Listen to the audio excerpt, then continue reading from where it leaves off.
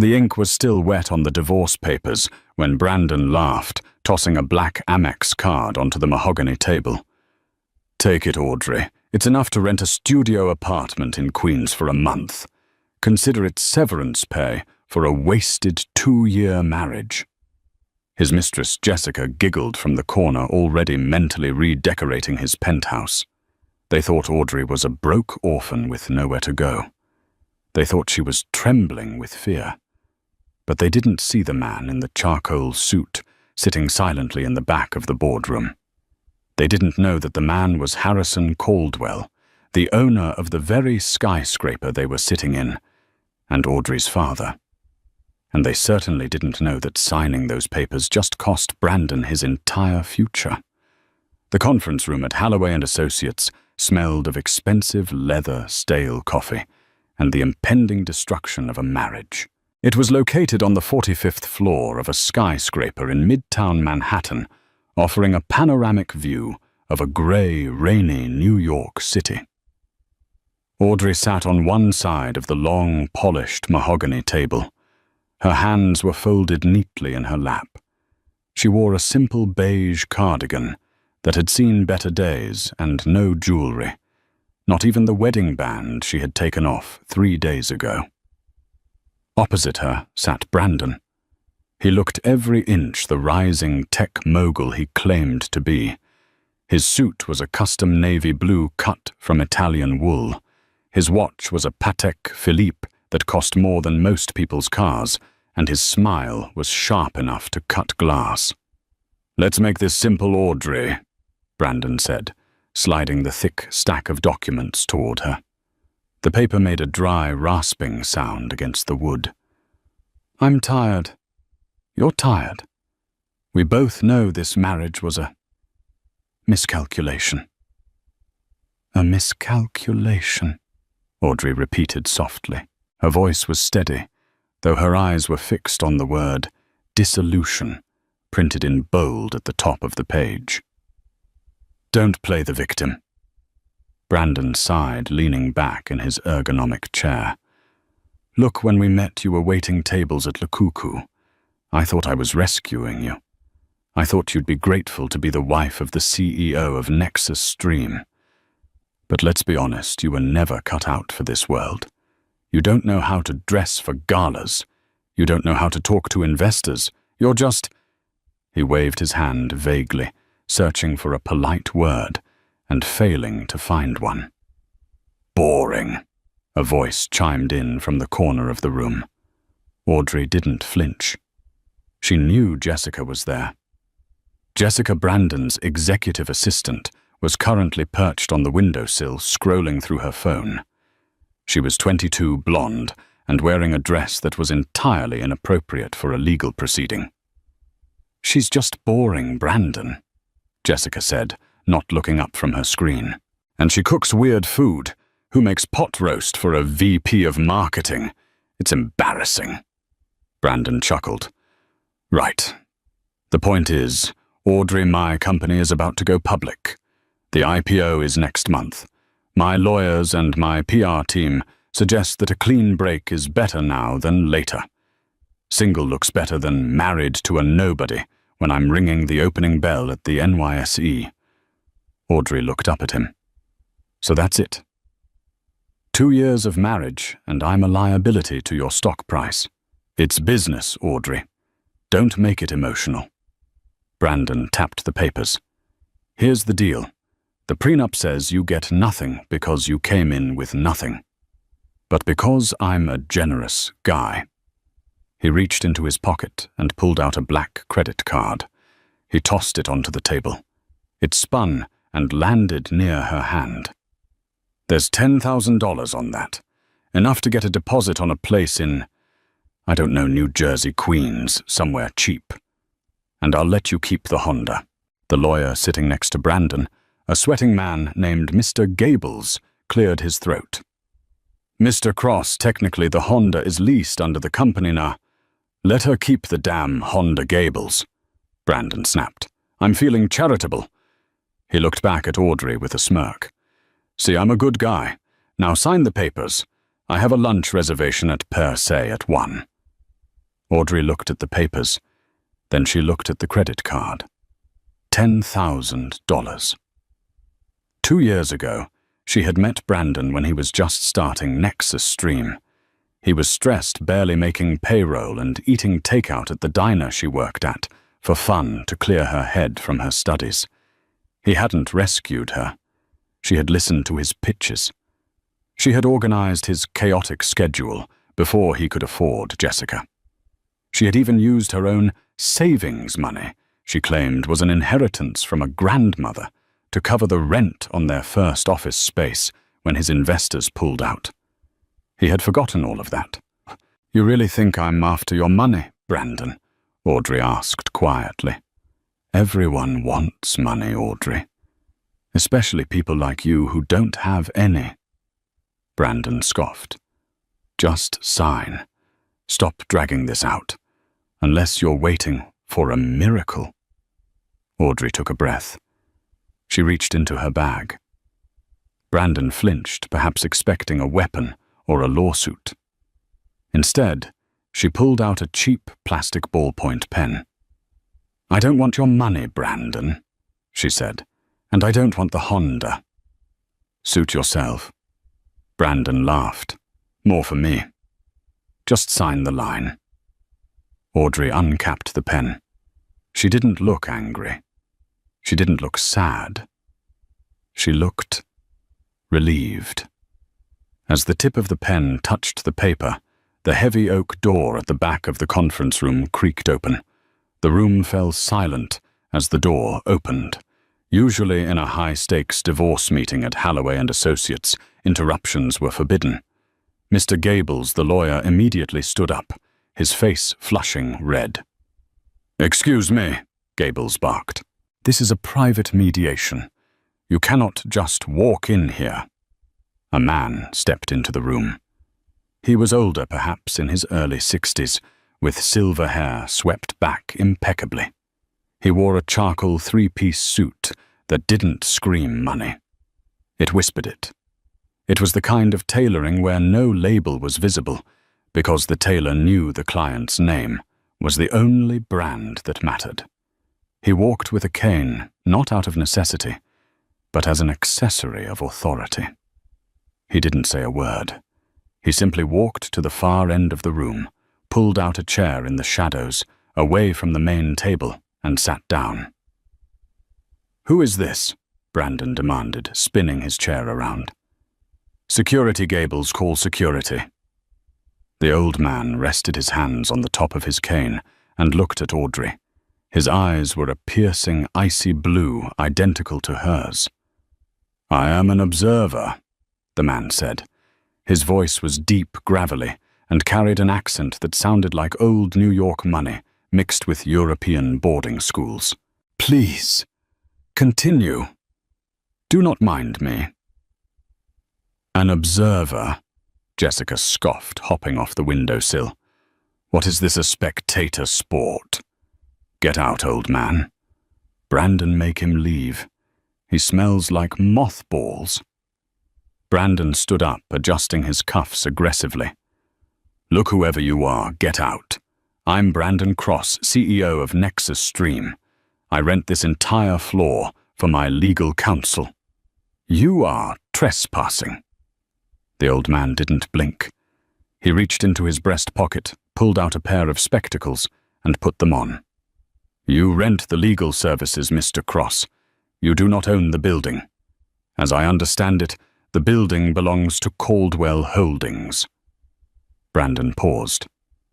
"So what are you, the janitor, checking the lights?" "Something like that," the man said dryly. "I was told there was a dispute regarding assets. I enjoy watching how the up-and-coming generation handles business." Mr. Gables, the lawyer, suddenly went very pale. He squinted at the man in the back. He looked at the silver hair, the specific cut of the lapel, the gold signet ring on the pinky finger. "Mr. Cross," Gables hissed under his breath. "Sit down." "What?" Brandon snapped. "Just sit down," Gables whispered, his voice trembling. Let him stay. Why? Because if we cause a scene, the building management might revoke our lease privileges. Gables lied, sweating profusely. He knew exactly who the man was. He had seen his face in the lobby portrait every morning for 15 years. But fear paralyzed him.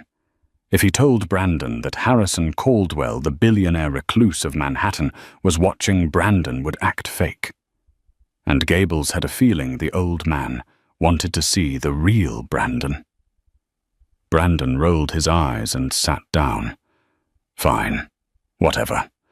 If the old geezer gets his kicks watching a divorce, let him watch. It's over anyway. He turned back to Audrey. You see what I have to deal with, incompetence everywhere. Now sign. Audrey hadn't looked at the old man. She kept her eyes on the paper. Are you sure about this, Brandon? Audrey asked one last time. Once I sign this, there is no going back. I walk out of here, and I am no longer your wife. You lose all claim to me, and I lose all claim to you. Total separation. That is literally the dream, Audrey. Brandon smirked. I'm signing a deal with the Caldwell Group next week. Do you know who they are? Of course you don't. They are the biggest venture capital firm in the country. Harrison Caldwell is going to personally vet my company for $100 million injection. I need to be a bachelor. I need to be free of baggage. From the back of the room, the old man made a sound. It sounded like a cough, or perhaps a suppressed laugh. Baggage, the old man repeated. Is that what a wife is? Brandon didn't turn around. A wife who brings nothing to the table. Yes, she's dead weight. I need a partner who fits my image, like Jessica. Jessica beamed, walking over to wrap her arms around Brandon's neck. Baby, tell him about the engagement party. Audrey froze. The pen hovered over the signature line. Engagement party. Brandon shrugged, not looking guilty in the least. Well, since we're signing today, I figured why wait. We booked the Plaza Hotel for this Saturday. It's going to be a double celebration, my divorce and my engagement to Jessica. It's going to be the event of the season. High society investors press. He looked at Audrey with mock pity. I'd invite you, but security will have a list. Audrey felt a coldness settle in her chest. It wasn't heartbreak anymore. It was clarity. You booked the Plaza, Audrey said. Grand ballroom, Jessica bragged. Top shelf everything. $10,000 for flowers alone. Interesting, Audrey murmured. She looked past Brandon, past Jessica, and her eyes met the old man's eyes in the back of the room. The old man gave her a barely perceptible nod. It was a signal. Permission granted. Audrey pressed the pen to the paper. She signed her name in a fluid, elegant script.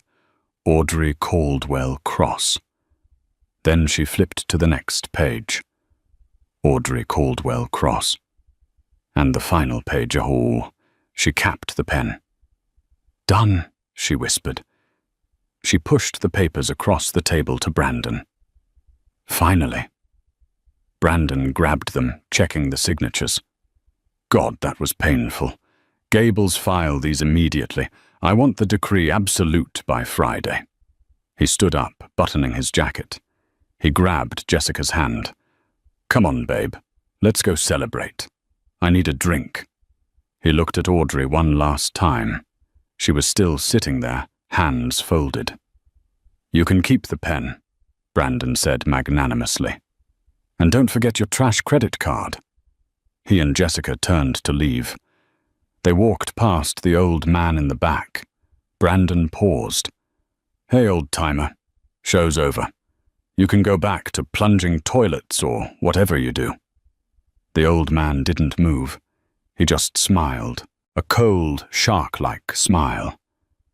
The show, the old man said, has only just begun, Mr. Cross. Brandon frowned, confused for a second. but then shook his head and stormed out of the room, Jessica's heels clicking loudly behind him. The door slammed shut. The room was quiet. Mr. Gables, the lawyer, was trembling so hard his glasses slid down his nose. He stood up and bowed deeply to the man in the back. "Mr. Caldwell," Gables stammered. I had no idea." Harrison Caldwell ignored the lawyer. He stood up, leaning on his cane, and walked toward the table where Audrey sat. Audrey didn't stand up. She just looked down at her hands. Harrison reached the table. He looked at the signed divorce papers, then at the black credit card Brandon had thrown, and finally at the young woman. "He called you baggage," Harrison said softly. Audrey looked up, tears finally welling in her eyes, though she refused to let them fall. "Hi, Daddy." Harrison Caldwell, the billionaire owner of the building, the head of the Caldwell Group, and the man Brandon was desperate to impress next week, sighed. He reached out and placed a warm hand on her shoulder. "I told you he was a fool, Audrey," Harrison said, "but I never realized he was suicidal." Harrison picked up the credit card Brandon had thrown the severance of $10,000. He inspected it with distaste. $10,000, Harrison mused, for the heiress of the Caldwell Empire. He tossed the card into the trash can in the corner. "Come, my dear, we have much to do. If he wants an engagement party at the plaza on Saturday, I think we should ensure he gets exactly what he deserves." "He thinks he booked the grand ballroom, Daddy." Audrey wiped her eye. "But doesn't Uncle Cyrus own the plaza?" "He does." Harrison smiled wicked. "And I think it's time Brandon learns that in this city you don't bite the hand that feeds you, especially when that hand is holding your entire mortgage." Harrison offered his arm to his daughter. "Let's go shopping. You need a dress for an engagement party." While Brandon was hailing a yellow cab because the Uber surge pricing was ridiculous, despite just bragging about his millions, a convoy of 3 black Escalades pulled up to the curb of the skyscraper. Audrey walked out of the revolving doors, her arm linked with Harrison's. The doorman who had ignored Audrey every morning for the past 2 years when she brought Brandon his forgotten lunch nearly tripped over his own feet. He recognized the man. Everyone in New York recognized Harrison Caldwell. "Good afternoon, Mr. Caldwell," the doorman stammered, rushing to open the back door of the lead SUV. "Afternoon, Higgins." Harrison nodded, knowing the man's name because he owned the staffing agency that employed him. "Please ensure my daughter gets in safely."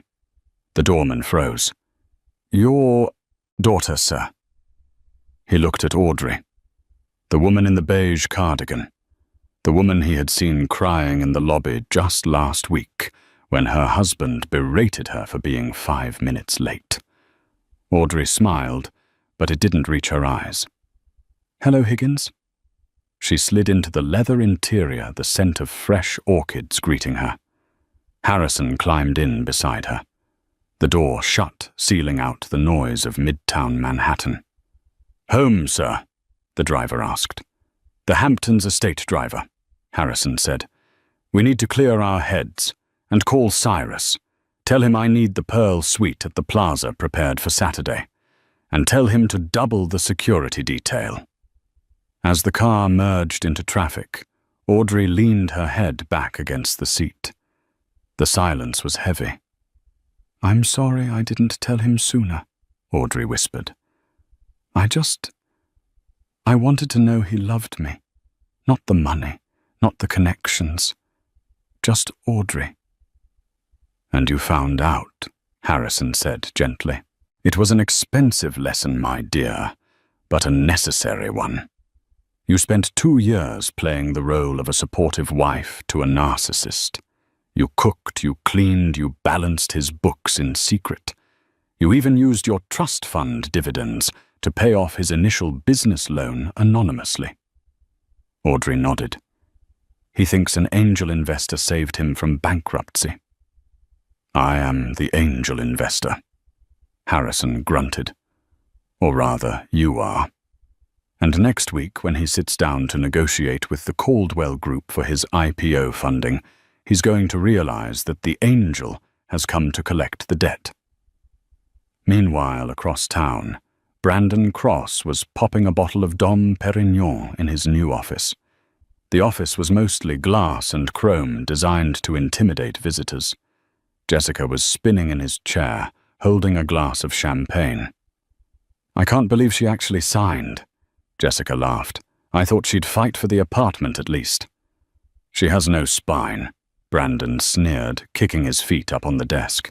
That's her problem. She's small. Small-minded, small dreams. She was holding me back, Jess. Look at me now. Single stock price soaring, and in 3 days I'm announcing our engagement at the plaza. It's the power move of the century. His phone buzzed. It was an unknown number.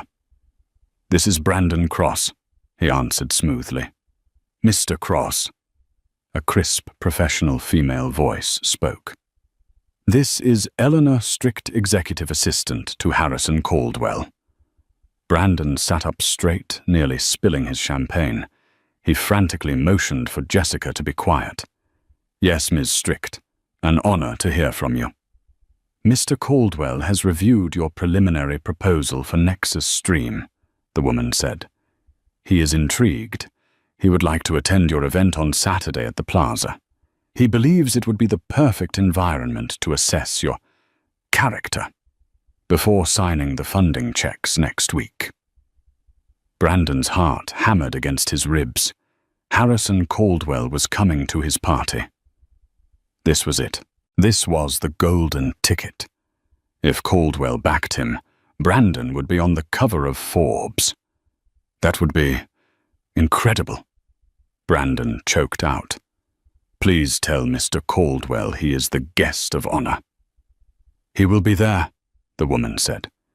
He will be bringing a companion, a silent partner in the Caldwell Group, who has final veto power on all investments. Impress them, Mr. Cross. They do not suffer fools lightly. The line went dead. Brandon let out a whoop of victory that echoed down the hallway. We did it. Jess Caldwell is coming. We are going to be billionaires. He grabbed Jessica and spun her around. I need a new suit. I need the best tailor in the city. And you go buy a dress that says trophy wife. We have to look perfect. Nothing can go wrong. Back in the Hamptons, inside a sprawling oceanfront mansion that cost more than the GDP of a small country, Audrey was standing in front of a floor-to-ceiling mirror. The beige cardigan was in the trash. She was wearing a silk robe.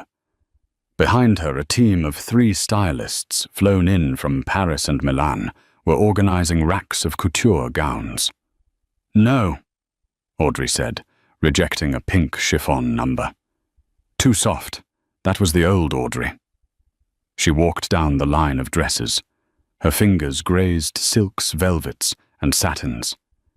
She stopped at a gown that was the color of the midnight sky, a deep, shimmering obsidian blue with diamond accents woven into the bodice. It was structured sharp and commanded attention. This one, she said. A bold choice, Miss Caldwell, the stylist said. This is from the Vange collection. It is meant for a woman who is hunting. Audrey smiled. It was the first genuine smile she had worn in months. It was cold, and it was dangerous. Exactly, she said. I'm not going there to celebrate an engagement.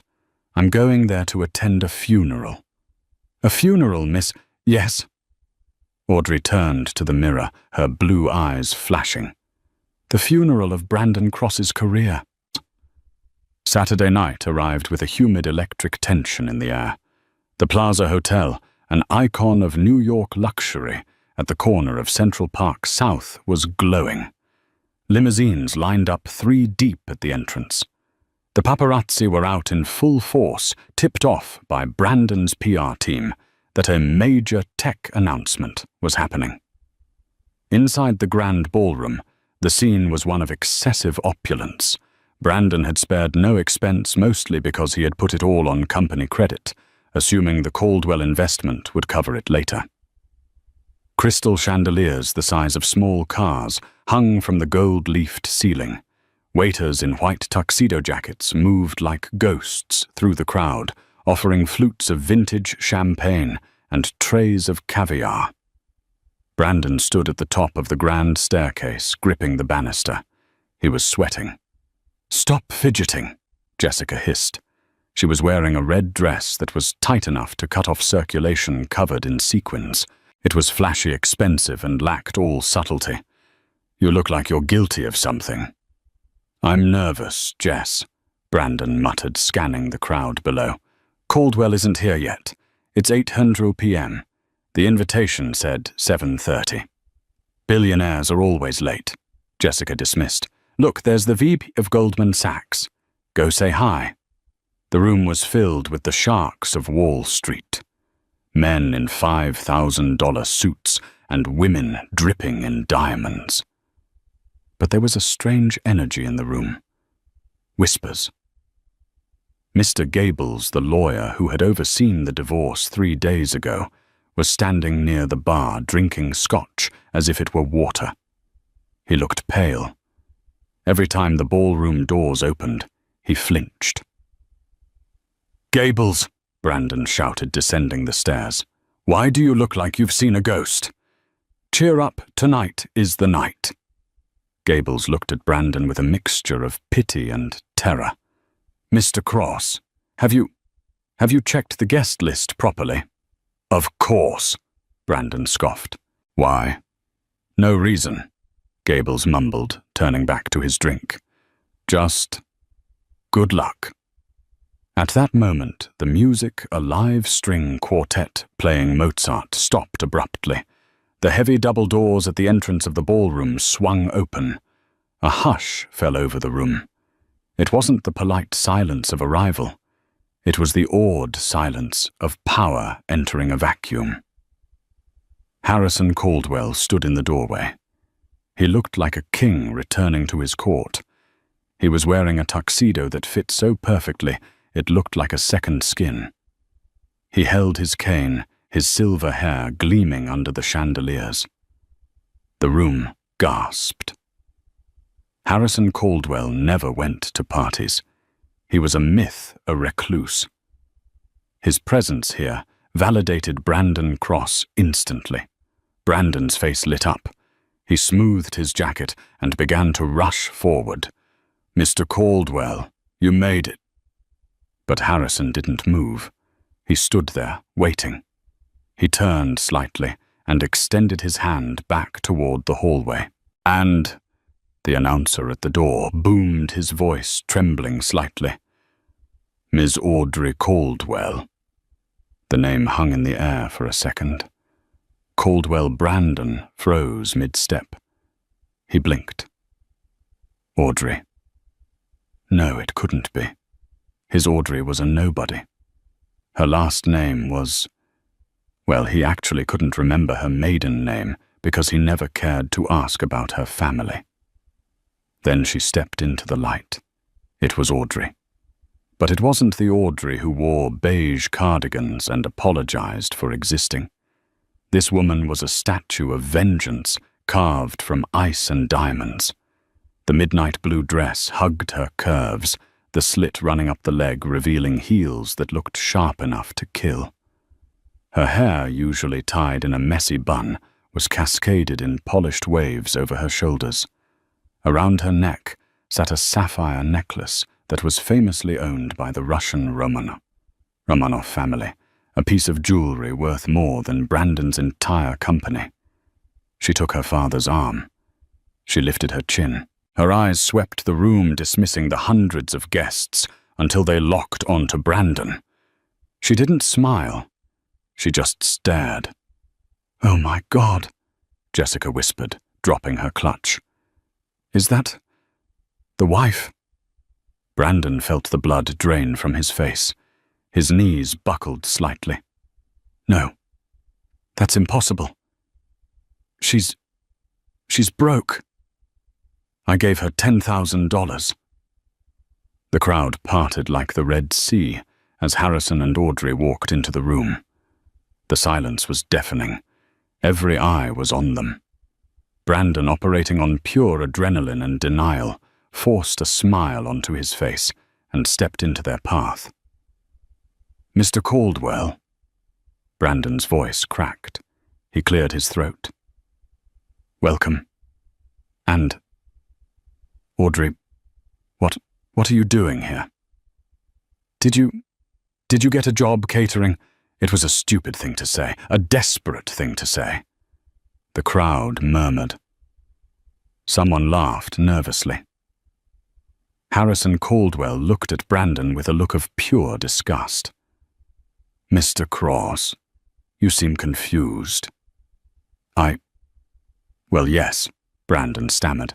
"This is my ex-wife.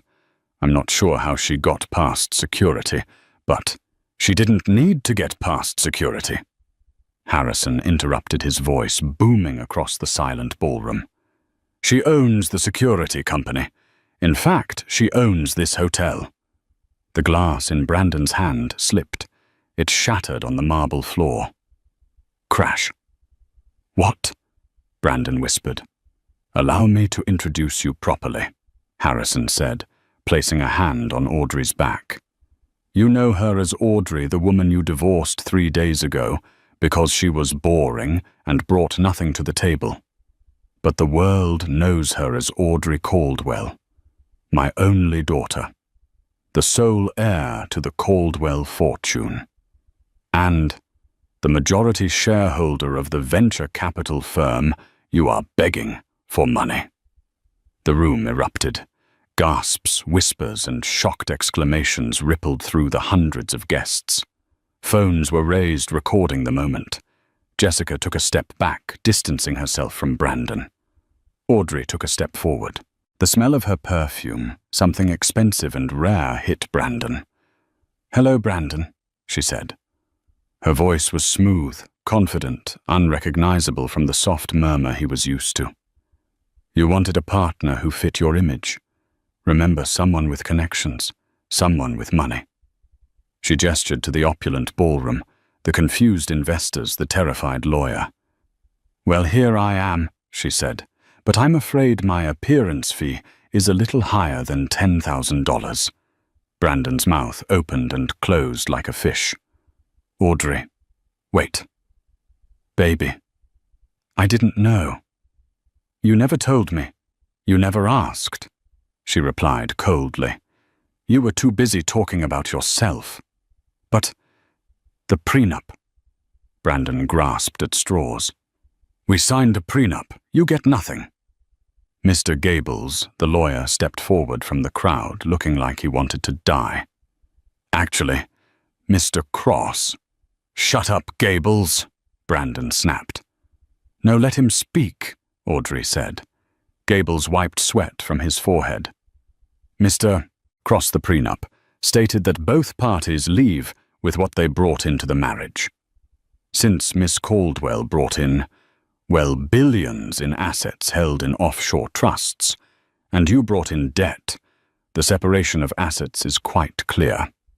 Furthermore," Harrison interjected, enjoying the moment, "since you used Nexus Stream Company funds to lease the Honda she was driving, and since you admitted in a recorded legal proceeding that you were giving it to her, that constitutes a transfer of company assets. And since you just admitted to fraud by hosting a private party on company dime." Harrison leaned in close to Brandon. "I don't think we will be investing in Nexus Stream, Mr. Cross.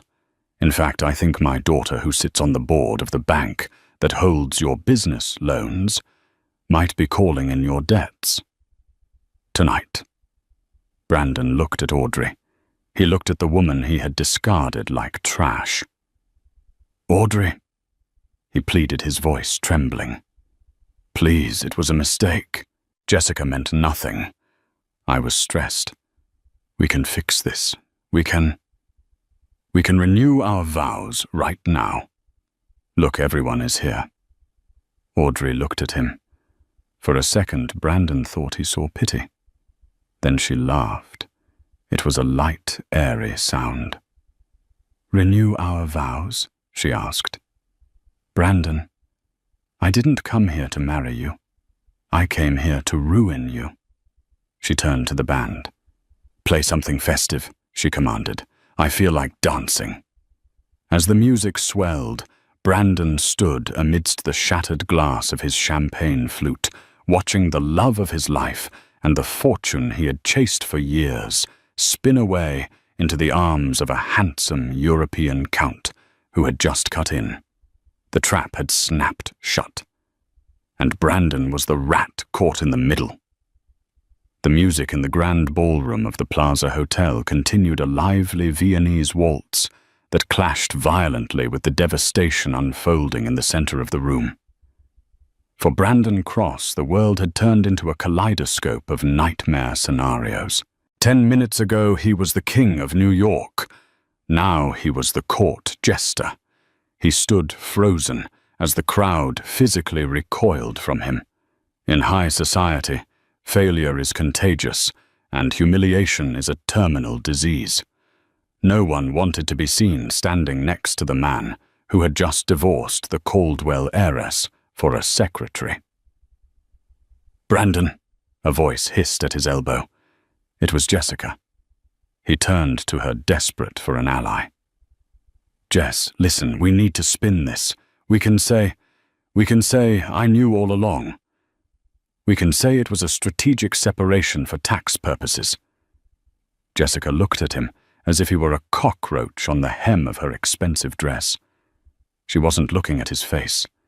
She was looking past him at the handsome European count spinning Audrey around the dance floor. She was looking at the diamonds on Audrey's neck. You idiot! Jessica spat. You absolute moron. What, babe, we're in this together, Brandon pleaded, reaching for her arm. She snatched her arm away. Don't touch me. You told me she was a waitress. You told me she was a nobody. You made me look like a fool in front of Harrison Caldwell. I didn't know. That's worse, Jessica shrieked, her voice rising above the music. You lived with her for 2 years and didn't know she was worth billions. You're not a CEO, Brandon. You're a blind, incompetent loser. She pulled the engagement ring off her finger, a 3-carat diamond Brandon had bought on credit just yesterday, and threw it at his chest. I'm done. Don't call me. I need to go find someone who can actually pay for my Uber. Jessica stormed off, pushing her way through the crowd toward the bar, where she immediately began chatting up a vice president from J.P. Morgan. Brandon stood alone. The ring bounced off his chest and rolled under a table. He didn't even chase it. Suddenly, he was surrounded, not by well-wishers, but by the wolves he had invited. Cross.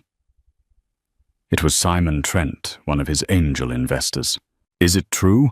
Does Caldwell hold the debt on the Series B round? Simon, let me explain. I don't want explanations. Trent barked. I want my capital out. If Harrison Caldwell is hostile toward you, this company is dead in the water. I'm triggering the clawback clause. Tonight. You can't do that, Brandon gasped. That will bankrupt the operating account. Watch me, Trent sneered. He pulled out his phone. I'm calling legal. Another man stepped up. It was the reporter from the Wall Street Journal, whom Brandon had begged to come. Mr. Cross, the reporter said, holding up a voice recorder. Can you comment on the rumors that you used corporate funds to pay for your mistress's apartment? Miss Caldwell just mentioned a forensic audit. No comment. Get that away from me. Brandon swatted at the recorder. Assaulting the press. The reporter smirked. That's going to look great in the Sunday edition. CEO melts down at ex-wife's victory party. Up on the balcony overlooking the ballroom, Harrison Caldwell and Audrey stood watching the chaos below. A waiter brought them fresh champagne. "It's barbaric," Harrison noted, taking a sip. "Watching them tear him apart." "He wanted the spotlight," Audrey said, her voice devoid of pity. "He wanted everyone to look at him. I just gave him what he asked for." She looked down at Brandon. He was sweating, shouting at an investor. His tie crooked, his face purple with rage. He looked small. "Did you love him?" Harrison asked quietly. Audrey hesitated. She watched Brandon shove a waiter who tried to offer him water. "I loved who I thought he was," she said. "I loved the man who ate grilled cheese sandwiches with me at 2 a.m. and talked about changing the world with technology. But that man never existed. He was just an actor waiting for a bigger stage."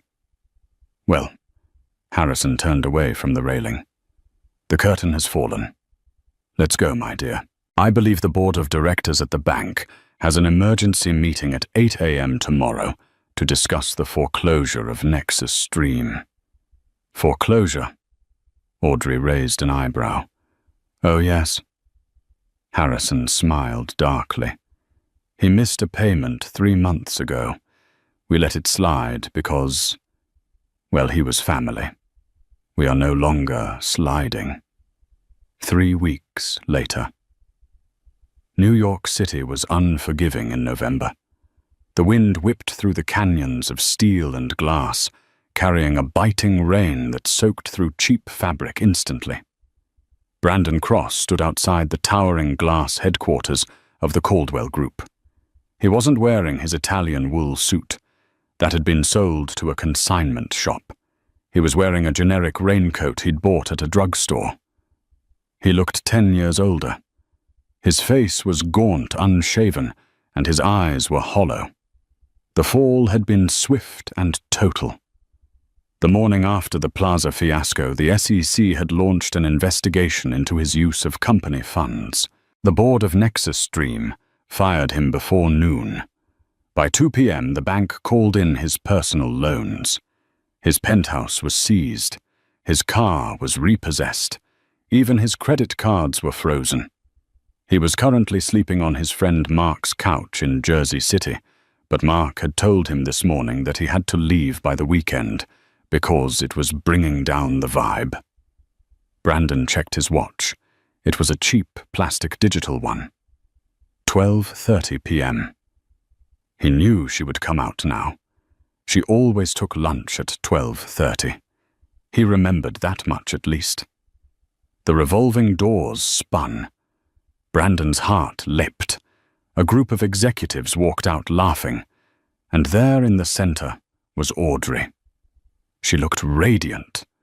She wore a cream-colored power suit, her hair blow-dried to perfection. She was holding a tablet and talking to a man who looked like a senator. Brandon lunged forward. "Audrey!" The security guards at the entrance stepped forward instantly, their hands going to their belts. They saw a disheveled man shouting at the heiress. "Ma'am, step back," one guard barked. Audrey stopped. She looked up and saw him. She waved her hand at the guards. "It's okay, Frank. I know him." The guards hesitated, but stepped aside, forming a wall between Audrey and the street, leaving a 5-foot buffer. Brandon walked up to the line water dripping from his nose. "Audrey," he panted. I've been trying to call you. Your number changed." "It did," she said pleasantly. "How are you, Brandon?" "How am I?" Brandon laughed, a hysterical, jagged sound. "I'm ruined, Audrey. They took everything, the company, the apartment. I have $40 to my name." $40? "I remember having $40, Audrey said calmly. "When I was 19, living in a dorm, refusing to touch my father's money so I could learn what the real world felt like. It's character building, isn't it?" "Stop it," Brandon yelled, then lowered his voice as people on the street stared. "Look, I get it. You wanted to teach me a lesson. Lesson learned. Okay, I'm humbled. I'm sorry. I was an arrogant prick. But this is too much. You can't just destroy a man's life because of a bad breakup. I didn't destroy your life, Brandon, Audrey said. I just stopped subsidizing it. Subsidizing? Who do you think convinced the landlord to give you 3 extra months on the office rent when you started? Audrey asked. Me. I paid him cash from my grandmother's trust. Who do you think fixed your pitch deck before the Series A round me? I rewrote the entire financial model while you were sleeping. Brandon blinked. You did the model? Yes. And who do you think put a good word in with the tech crunch editors to get you that first article? Audrey stepped closer, her eyes hard. I was never just a waitress, Brandon. I was your partner. I was the engine, keeping your rusty little car running. You just never bothered to look under the hood. Brandon slumped. The rain was cold, but the truth was colder. He realized with a sickening jolt that she was right. Every time he had a stroke of luck in the last 2 years, Audrey had been there in the background, smiling, handing him coffee, saying, "It will work out." He had mistaken her competence for invisibility. "I need help, Audrey." Brandon whispered, his pride finally shattering completely. "I have nowhere to go. No one will hire me. My name is poison in this city. Please, just a loan or a job. I'll sweep the floors. Anything." Audrey looked at him. She looked at the man who had thrown a credit card at her and told her to move to Queens. She opened her purse. Brandon held his breath. Was she going to give him a check? A key to an apartment? She pulled out a business card. It was plain white with a phone number on it. "This is the number for a recruitment agency in Ohio," she said, handing it to him. "They specialize in entry-level sales positions. It's honest work. You get a base salary and commission. Rent is cheap in Ohio." Brandon stared at the card. Ohio entry-level sales. "It's a fresh start, Brandon," she said, her voice softening just a fraction. "New York isn't for you. You got lost here. Maybe somewhere else where no one knows you. You can learn to be a person again, instead of a CEO." She turned to go. "Audrey," he called out one last time. She stopped but didn't turn around. "Did you ever love me?" he asked. "Or was I just a project?" Audrey looked at her reflection in the glass door of the building she would one day inherit. "I loved you enough to hide who I was, so you could feel big," she said. "But I love myself enough to stop shrinking." She walked through the revolving doors and vanished into the warmth of the lobby. Brandon stood alone in the rain. He looked down at the business card. Midwest Auto Sales and Solutions. He looked up at the skyscraper disappearing into the mist. He realized then that the distance between him and Audrey wasn't just glass and security guards. It was a universe. He put the card in his pocket, turned his collar up against the wind, and began the long walk to the bus station. 2 years had passed since the rain-soaked afternoon outside the Caldwell Tower. New York City had moved on, as it always does. The scandal of Nexus Stream's bankruptcy was now just a footnote in financial tabloids, a cautionary tale taught in business schools about the dangers of over-leveraging and underestimating your spouse. In the penthouse office of the Caldwell Group, Audrey sat behind the massive oak desk that had once belonged to her father. Harrison Caldwell had officially retired to a vineyard in Tuscany 6 months ago, leaving the empire in Audrey's hands. She wasn't the same woman who had sat in that dreary conference room wearing a beige cardigan. She was sharper, stronger. Her hair was cut into a chic bob, and she wore a tailored emerald suit that commanded respect. She was reviewing the quarterly philanthropic grants when her assistant, a young man named Leo, knocked on the door. "Ms. Caldwell," Leo said. "The mail came in. Most of it is standard, but there's a personal envelope. It has no return address, but it's postmarked from Columbus, Ohio." Audrey froze. Her pen hovered over the paper. "Ohio. Leave it, Leo." "Thank you." When the door clicked shut, Audrey stared at the envelope. It was cheap white paper. The handwriting was familiar, not the jagged, rushed scrawl of an arrogant CEO, but a neater, more deliberate script. She picked up her silver letter opener and sliced the envelope. In seat there was no letter, no long apology, no excuses. There was only a cashier's check. "Pay to the order of Audrey Caldwell. Amount $10,000. Audrey stared at the number. $10,000. It was the exact amount Brandon had thrown at her on the mahogany table during their divorce. The severance pay. She turned the check over. On the back, in small blue ink, was a short note for the Honda. And the lesson. B. Audrey let out a breath she didn't know she was holding. She leaned back in her chair, closing her eyes, and for a moment the skyscrapers of New York faded away, replaced by the image of a snowy car lot in the Midwest. 500 miles away in the gray outskirts of Columbus, Ohio, the wind was howling.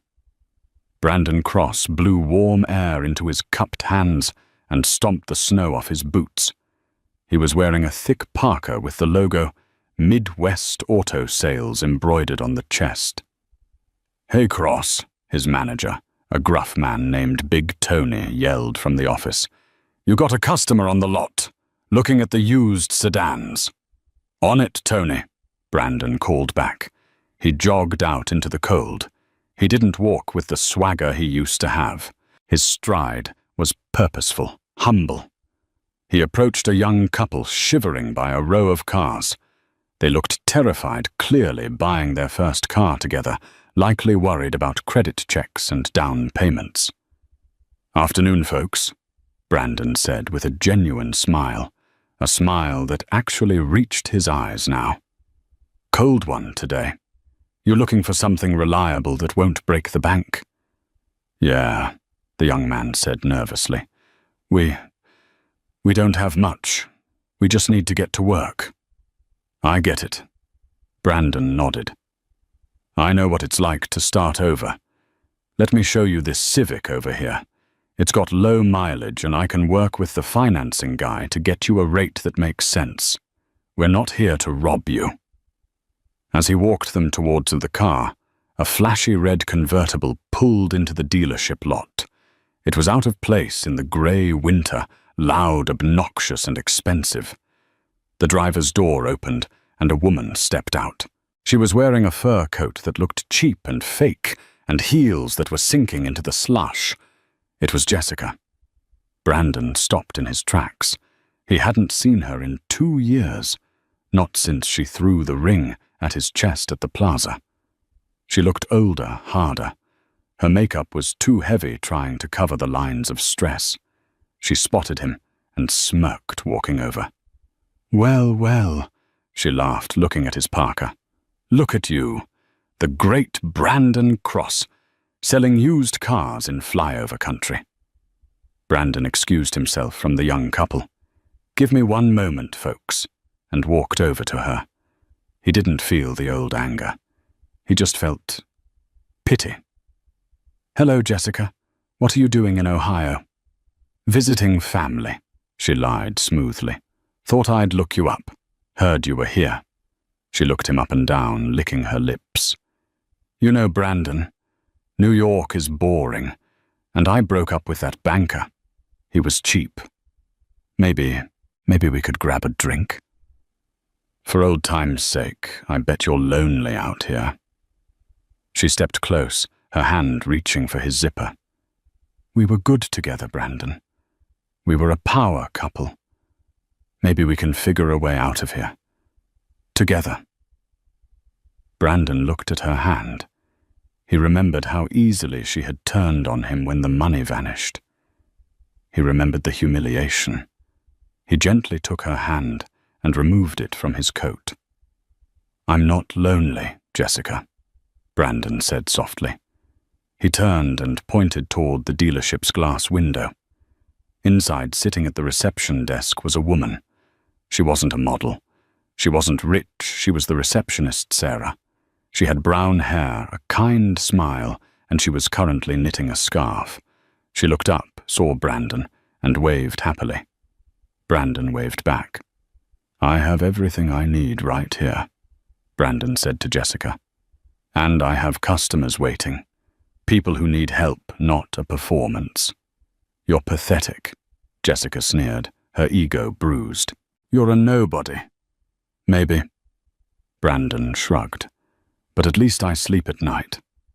He turned his back on her and walked back to the young couple by the Civic. "Sorry about that," Brandon told them.